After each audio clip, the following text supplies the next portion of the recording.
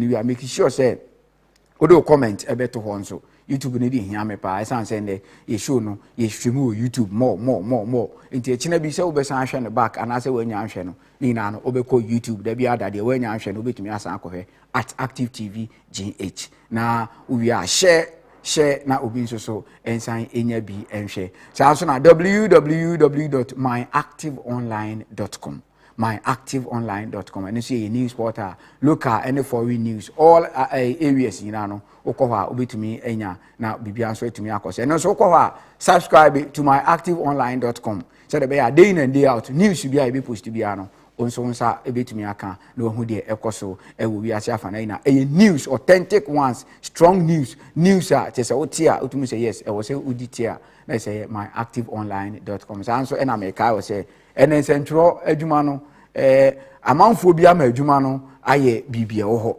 but ni na ene say schools amoko anase ba bi omoko je omuchichi efiri no ho ena ya na eye problem omunya ntete papa no eni ti abebe yenkofo bi on omoko internship omoko attachment wa ada media houses omusi omuwie ne ya mfa omusi a whole lot of complaints ni na se bi on my school na akoye no ade e wo se ye kire wo no nye no ne e be kire wo enti ko school a obekọ no ensemtwerefo no presenters no omo ye adwuma no omo a ne be san kire wade so that omunim de ene de omo ye nyina mo betumi impact bi e de amount na omonso etumi ato enko ba bia bra fo bia na wakọ akotu sika etumi egu eno so sika kese kora na abesan akọ akotua uwie nso so abesan hwe media house eno asan akọye attachment and ase we internship eno ni na no obetu sika etumi egu enko nkwanchen school bia na enkosua de abra Active TV and Active Brains Consultancy Services akabom the 6 months intensive training at the bro 6 months intensive training won central adwuma ho ene de ma Active Media and also Active Brains Consultancy Services ene this training no ebrewa ne bo ne so eda fompa eyi ompani sei na open sei oba Active TV front desk obetumi aba abefa forms 100 Ghana cedis na onso wetumi afele na afi courses ahodo ni na bibia fan central adwuma ho bia ebetumi a kire obi open newspaper reporting and writing ye be kire camera ye be kire editing ye be kire presentation ye be kire broadcast journalism yes ya kan nyina bom ye be san kire ompani say na open say uwie nso our attachment de a media house na we usua de no it attachment baby attachment na akoso awoye no eni tibra na Active Media and Active Brains Consultancy Services amount tie no na be yen century ni mapa na bibia nso so into me wow and question am bibisa na say is Ghana a democratic state and then the question am bibisa na anu yie no ebe wo da bi ada no me say me begina ha youth advocate me begina ha e make kansem bi mfa ma me ho na mom me educate you na de wunim dada no me de bia ka ho ama na wa watena se no ayo analysis na useless politics na yeti kromu a politics enyansanim ensem hunu ne ensem esunim fa so bia na edidi akire wo kromu anom sei no yate ase ye ka democracy me bisa o say ye man Ghana enti ye wo democracy na say ye democracy wa ha na asem bisa enti me be chew ye ka say democracy say the democracy tie me wi a wan kasa wa make assumption say yes Ghana a democratic state and I say Ghana a democratic state. I know you never want kasa ho. Nti any question no and they say is Ghana a democratic state? Or my Ghana ye ka bi mami ka bi amamuo ana. Na ye ka bi mami ka bi amamuo ana say ye ka democracy eno any day. Ma many kan enhwe de 32nd president of the United States of America okaye. We say tembi aya meta pe US because ye wo nkofo bi on mo dim e wo ho ye nkofo bi on mo make din ye nkofo bi on mo systems na say that is why more times na make US enti 32nd president of the United States of America papa na your friend is Franklin D Roosevelt wo kan asem bi na asem a wo kan ye no eni tie ni o say democracy cannot succeed unless those who express their choice are prepared to choose wisely. Or say, democracy cannot succeed unless those who express their choice are prepared to choose wisely. The real safeguard of democracy, therefore, is education. The real safeguard of democracy is education. Producer Nyame Inshaw. The real safeguard of democracy is education. Adia maka bi mamen ka bi amamuo esombo na entiase ebeye nyansasem esoba mfaso no eye education. education, that is the word. Or say ka bi mamen ka bi anase democracy no entumi enye adwuma enye papa emfaso bi entumi maso agise nipa eto abano. Choose wisely. Choosing wisely means that democracy need to mean nyajuma. I just say me no me enu na ye to aba no anase temamufu a eto aba no. Ye di nyansa ebe to aba. Ye di nyansa ebe choose who should lead us. Enti se eniema enkoye na ye to aba no ye san e complain a, it means we are sick as people ye yare. It means there is something wrong in our minds as far as decision making is concerned. It means ya dream na da yetrim no bibia to chema wo ho abra e wo say yetumi take decision bi, because yen dey all right take decision, which of course in any democratic representative state baby a yeto aba bia no omo to aba no ena e wotumi ni say ye beyi kwakuma anu adwo amansa amenadi and so. And the way we vote, and no, and I tell how democracy will be practiced, and no, I tell how the economy will succeed, and no, I tell whether the economy will succeed or collapse. And Tiana, yetu abano, they do not care about us. Yetu abaman kofua, omo nan mine yeho asiya yetu aba. Yetu abaman kofua. And first one said ni omoso as far as the management of the economy is concerned. And nothing na yebeto aba manipa hunu, yebeto aba sa, and still countries will be struggling. It your mind bia yeto aba wo kro ni so a emu nipa ebre. O mind bia yeto aba wo kro ni so a emu nipa esu. Na omu kro no niema enkoye emfa ma omu.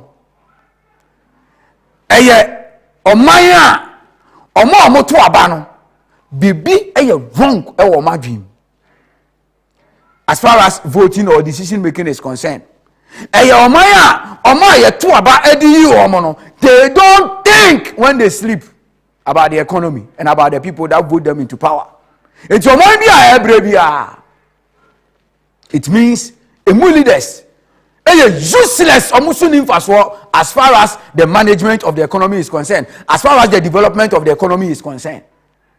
Enti economy bi o wi asibia emu nipa ebre, and as economy bi o wi asibia ye hard bia no emu leaders no emfaso ni omoso omunim how to manage economy. Emu leaders no omunti ase when we say democracy, emu leaders no omunti ase nkofo ni su a emu leaders no they are arrogant, pride ekele omo, they are power drunk. Omo bi ebre wo wi asibia, that is the secret I'm telling you. Emu leaders no da omo nwene. That is why. That is the problem. That is it. Now, me say, is Ghana a democratic state? Kabima min kabi amemuo no Ghana yeye biana. Now, yakasa kabima min kabia. This is what it is when we say democracy.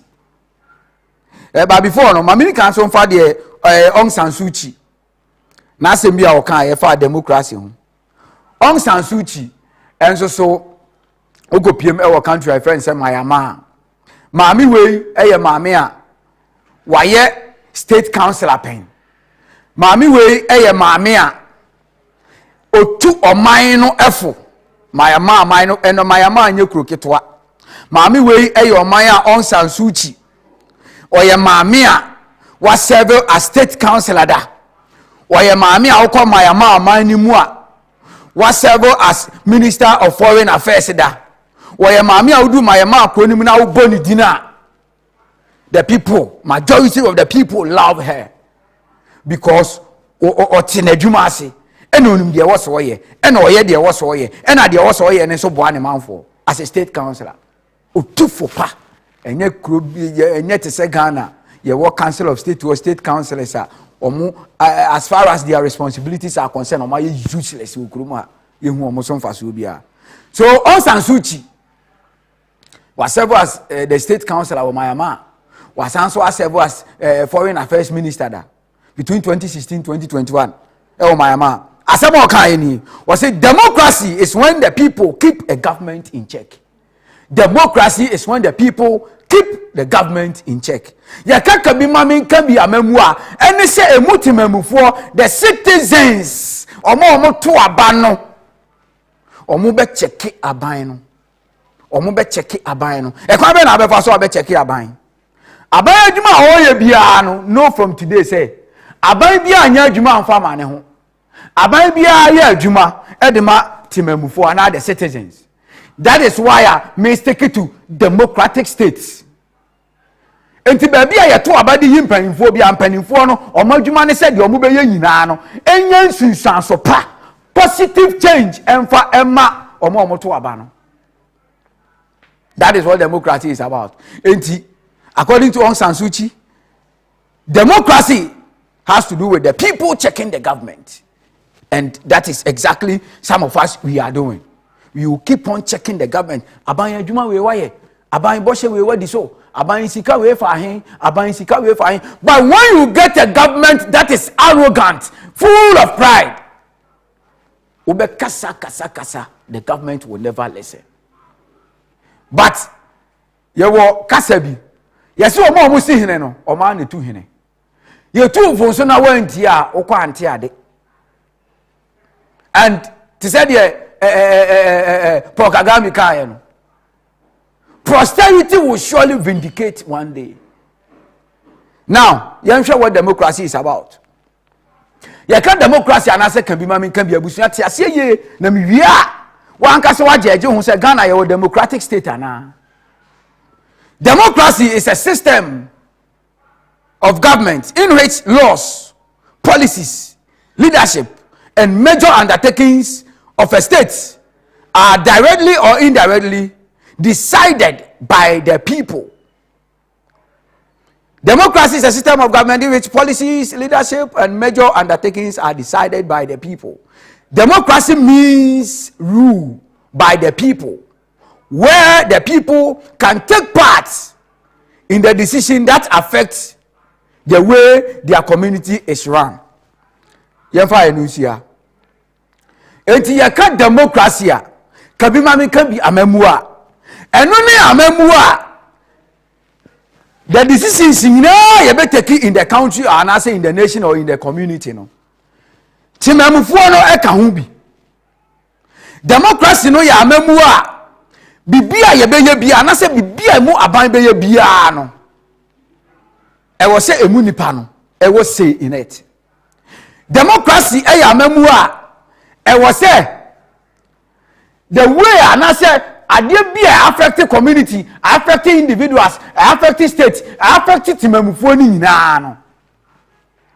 I was said the people no a part in taking decision. So one Ghana enema I affected ye no. Say you pending for taking decision a omutie asema na. Eno ye one. Two Ghana your policies are ye dey ba no. Young citizens no ye can be a woman. 3 enema aban eye no eboa Ghana fo ana. Those are the questions I'm asking. Now, the people elect their leaders. These leaders take the decision about laws. This is commonly called representative democracy. You can't democracy can be mamin kabina. Baby, I two ababiano. A chair democracy can be mamin kabi. It's all the other can say, oh, Kotwabano. Now, you can't democracy now. A ye munipano, crony munipano, and a tuaba, a DG obi. Say, Nipana ye no. Or kwa emrebi a woko sebia. Adwuma bi a okoye bia na mo bi a okotuni die bibi adwuma die bi obedi bia no emwa omo to aba no. That is what democracy is about. Entimi gina so bisa Ghana say yenkofo a yeyi omo as leaders no omunsusu ye omunsusu no eboa yen ana ye to abanana yen kofo ayeyi omo as leaders from the president to any other person ye to aba ediyi no ewa aban mu no omuniema omo ye omusu omo da na di ni omunwuma omo ye no eboa omo to abanana eno de democracy ewo se ba bia ye to aba bia no adwuma omo be ye nyina aban panimfo be ye nyina decision bi omo be take bia no ewo se omo to aba no e affect omo positively ewo se omunya so ensunsu aso papa enti Ghana ya abato na ye to no ye nya so ensunsu aso papa na eboa ya na ye nya mfaso free mu ana say ye nya mfaso dia yes of course Ghana ye can be mami can be ye democratic state say ye nya mfaso free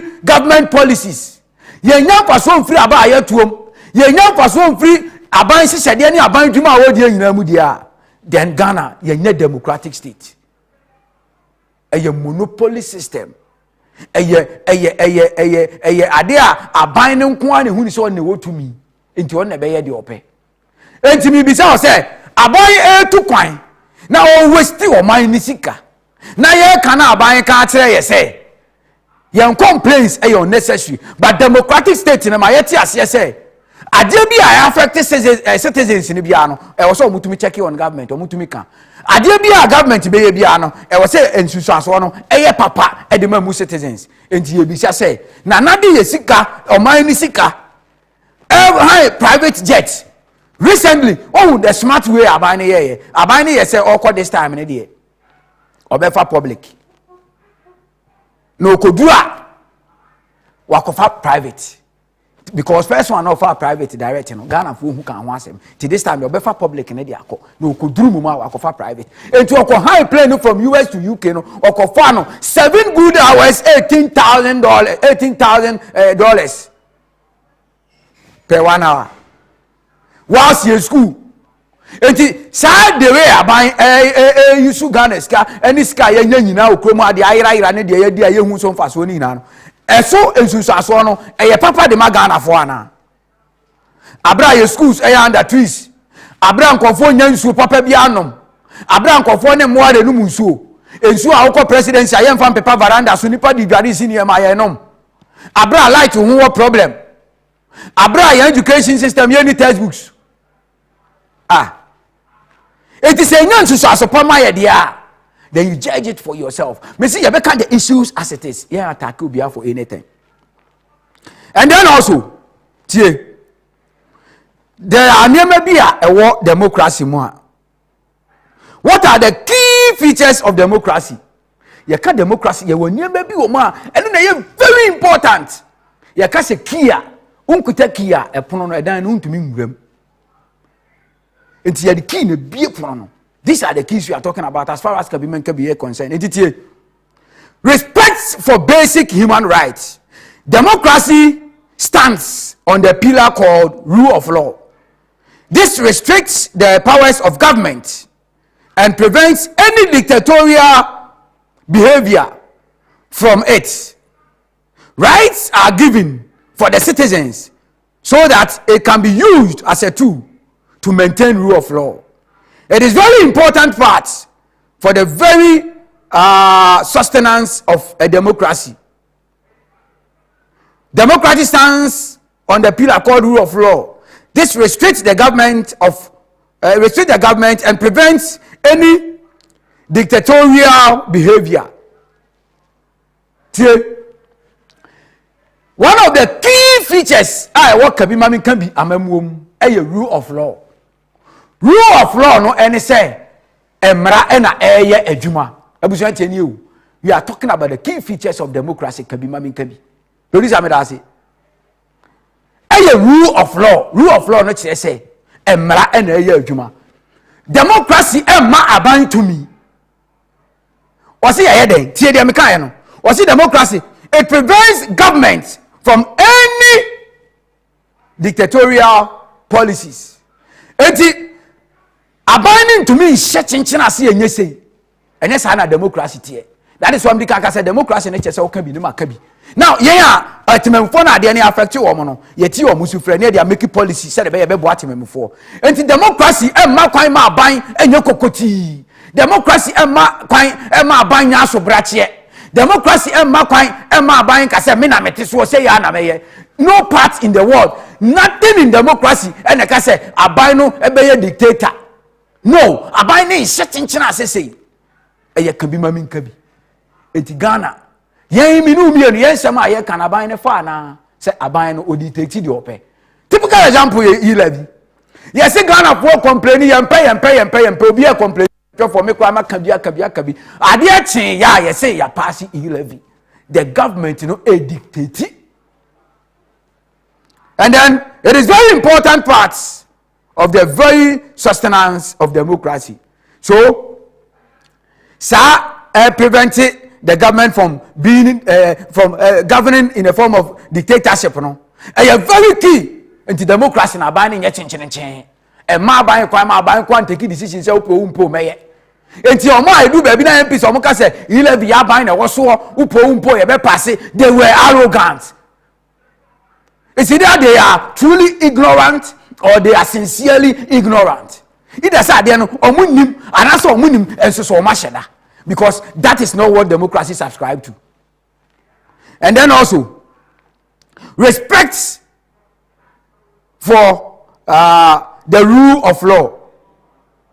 The first one was respect for basic human rights, where respect for the rule of law. In democratic states, respect for the rule of law is a crucial precondition for the respect of human rights, and it is tightly linked to the promotion of good governance, so essential to sustainable development. Indeed, the strength of the rule of law is best predictor of a country's economic success. Enti ahoɔden a ɛwɔ hɔ sɛ mmara no betumi ayɛ adwuma na yɛbu mmara no yɛdɔ mmara no yɛbu mmara yɛma mmara no respect no ɛno na yɛ democracy ahoɔden. Enti any other country in the world a mmara no yɛnni ɔdɔ bia de ma mmara no yɛn respect mmara no yɛmfa mmara no nyɛ sɛ deɛ sitie no, that country is not democratic state, because rule of law ɛna ma democracy ɛyɛ strong. Rule of law say mmara no bɛyɛ adwuma regardless of your race, regardless of your religion, regardless of your height, regardless of your color, regardless of your belief, regardless of your position, regardless of who you are in the society, regardless of what you can do and what you cannot do. Democracy, rule of law, and no matter democracy nya ahoɔden. Rule of law means mmara no nya adwuma enti a obia say the mmara no sitie. Enti eba ne saa, why then do we have instances among for complaining, say ministry can't you say yeah me. Why then do we have instances? Oh, come on. So do your analysis. Maybe I'm here to educate you. And then also, democratic governance is a key in democracy. It is a system of government where institutions function according to democratic process and norms, both internally and their interaction with other institutions. Enti democratic governance, you know, say aban in power. Oni other institutions ni emu nipa mutimemu for ebe dinkita ho. Mo se mo how ye dey. Oh, yeah, how ye nsu. Oh, okay. Ene ye beba be nsu ama na for the meantime mo nye bottle we na mo no mansa. Mo se mo how ye dey. Ye how ye say. Nti say na mo free say solve na be ye. Then na so ya dey adwen kiraba. Say ni e be ye. But when you get a president that will tell you, me, I'm not against the president as a human being, but I'm against his ways.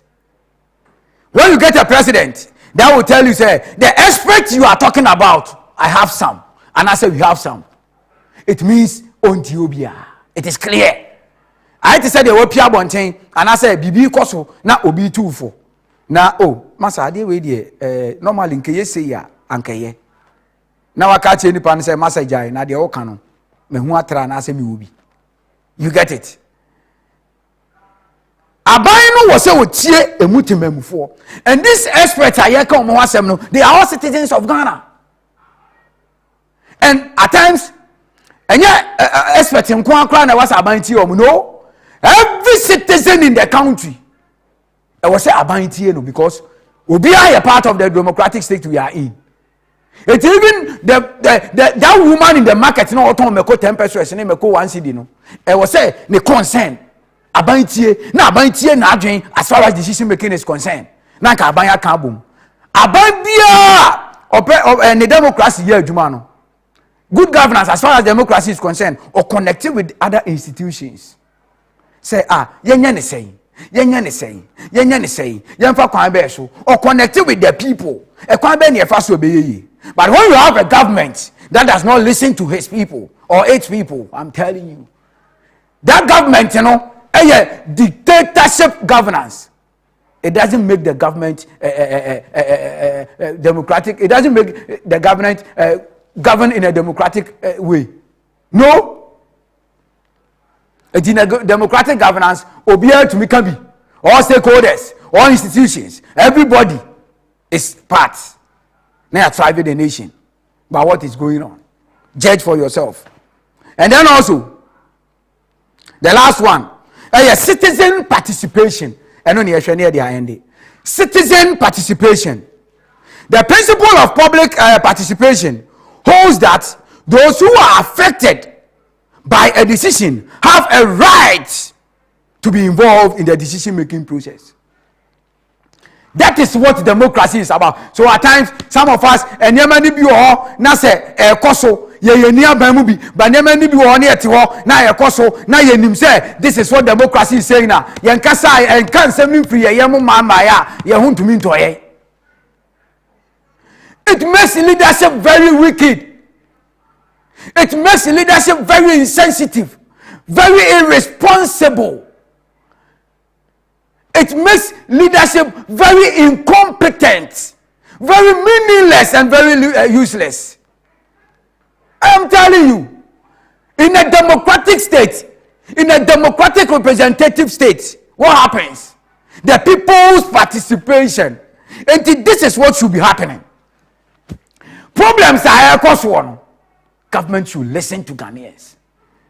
Because we are the people that are affected. Me say enche yedi come ma warning way you say light kra no Mr. Donko say 2 years to come light be problem we go back to doom so so na yes be my warning say aduane ho be den within the next 3 years, and of course it is true because yen fertilizer yedi hye nuane na ma na ba ne bo ye den enti na kromo aduane bo den aban na ma fertilizer bo ye den enti akuafo ntumi nto na ebi aduane kete e ba sa so omo aban mu mpanifo no omo na ewo sika no affect omo because obetam sika kese no akoto ne ma ni bebre na ode abegu fie two wu mi ni umi enu usika yese obetum akoto ne ma ni bebre da bia auto no sope ne bo nso wode.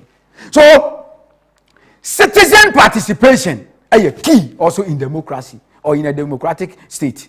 Ni na say problems are nipa ne wo, problems are nkofo no moto aba no ewo, problems are kromo for ewo no. Eno na aban be gina so. Na what take decision. And aban ni say take decision a democracy ni che say ewo say aban ni tie nkofo ne so asem o moka na odi eboa no mani take decision because say aboa bi she obi atadiem na o kana ugina nchan ya wonte. You might see say oh be say nipa ni titi ne ho ana nipa ni dwidwi ne ho, but the pains now offer mu ne dia wonte enti wo na ba bi say nipa say na den na wo pre aden na wo titi hu say and wa ka kire wo say aboa bi say matade ne mu ka me, then you help the person who yi aboa na pie. So the same thing applies to democratic governance, which Ghana is a democratic state. Enti nka asuni awe ho amanfo edi no anka aban ni be bisa e what are your problems. Aban ni bisa problems na, then aban oh ye ni nsuo oh okay, then how do we get water? Aban bia every leader should be able to see tomorrow, should be able to see the next week, should be able to see the next month, should be able to see the next year, should be able to see the next 10 years. And yes, I will leader. We a leader who di animu no e so hu animu ansa na mo wo chinehu. And outside your leader, you have to listen to your people. Outside your leader, so I was say we mistake I was hard to. In Ghana, ha, your leaders no, omu china. Omu de besi next week. Omu de besi next month. Omu de besi next year. Omu de besi next 10 years. Ana. Ghana, your leaders no, tie. ɔman na yɛ timu no leaders ɔman yɛ ɔman dwen sɛ ɔmbɛboa ɔman na na leaders na ɛwɔ kurom ano ɔman yɛ ɔman dwen sɛ ɔmo betie ɔman ni so firi ana ɔman dwen sɛ ɔmo yɛ mistake a ɔmo bɛgye atum ana ɔman yɛ ɔmo nso adwen sɛ bibi kɔ so a ɔmo betie enipa no nso adwen kyerɛ ana. And the answer is no, and I can stand on authority and say no, because BBC interview now, you butcher one. You be saying say, abai expert nanado experts for kasa. You have to listen to them because they are experts. They are your people. Or say, or more expert who are being into the independent and adventure.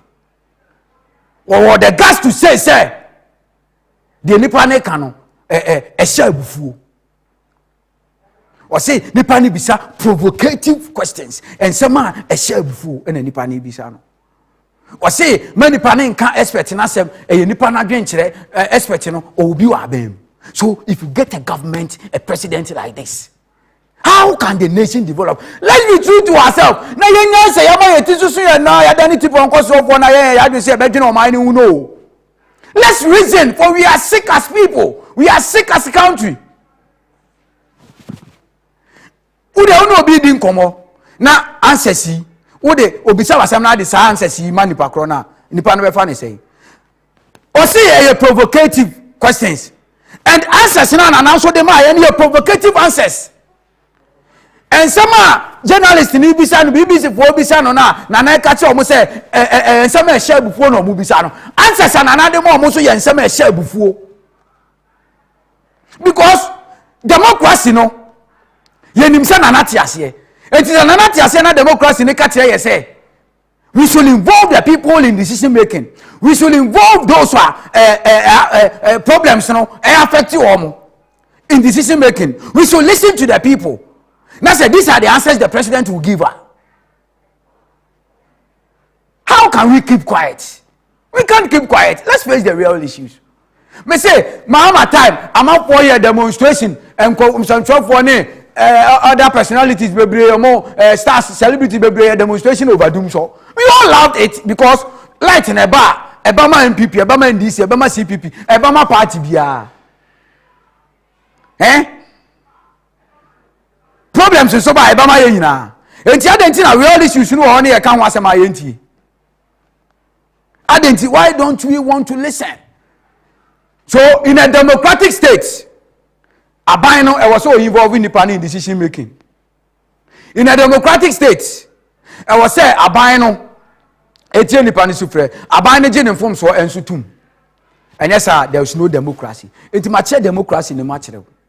Now judge for yourself. Ghana ye democratic state and I say you need democracy. Ghana ye kan bi mami kan bi and I say ye kan bi mami kan bi.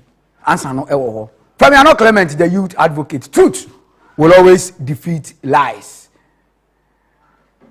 Ano pray oje betie ehwe na me insha bibiri na Michelle medical catch say upe school papa ope be bia obenya ntete papa training papa abeyan sentwoni mapa news a obeka presentation a hold obeye ni na bi active media and active brains consultancy services oba active TV forms no sabe tumi akabi now so who dey be ti akọ enkone number bia wu ya attachment ni internship ho be ye odin come to a media house active media be kire wadwuma ni ye na wa hu se dey be ti akọ sa wuti kromo na opro man ni ya nyame wontu aka wuti kromo ana se wadwuma wo ye won pro man ni ya nyame wontu aka unsusuye ne wade a wo ye bia na eboa o man na nyame wontu aka unsusuye ne wade a wo ye mo o man na nyame wontu aka nyame wontu obia aka se de na dwuma sitie